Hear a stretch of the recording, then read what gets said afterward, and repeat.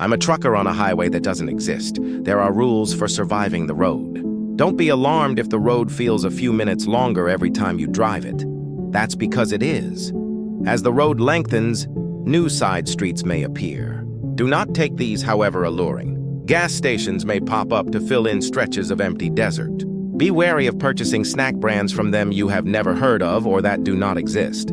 Cacti will show up every few miles that weren't there on your last drive.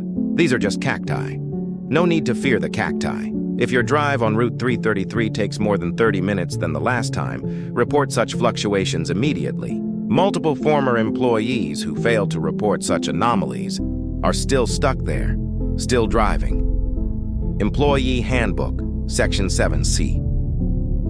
It was about the time I graduated from undergrad and finally braved checking on the empty void that was my bank account that I realized three things.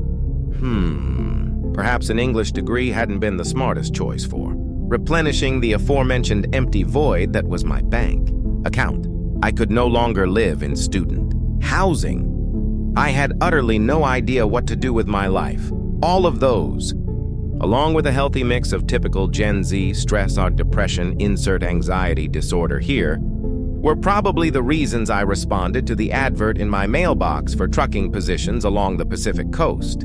I didn't actually expect anything to come of my application, but the company responded immediately and offered to pay for a trip to go out and talk with them. I'd never been to California, so why not? Besides your typical interview questions, the only other thing they had me do was a skill assessment.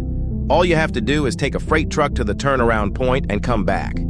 The interviewing manager, Randall, dangled a set of keys in front of me.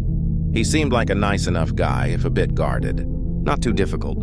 You look like a competent boy. Don't I need a commercial driver's license? I'd actually driven the campus shuttle for 2 years during college, but it hadn't been a large enough bus to need a commercial license. I'd made that clear on my application. Do you think you're able to drive a rig of this size? Well, yeah, but... Then don't worry about it, Randall told me.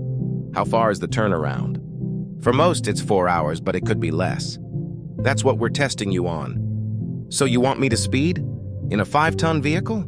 That I don't have a license for? More like 15 tons and absolutely not. Don't speed.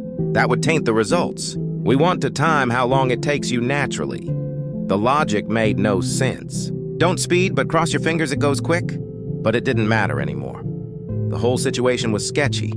This was multiple levels of illegal, and federal prison wasn't what I imagined the keynote speaker meant by seize every opportunity in her graduation speech. I was steeling myself to tell all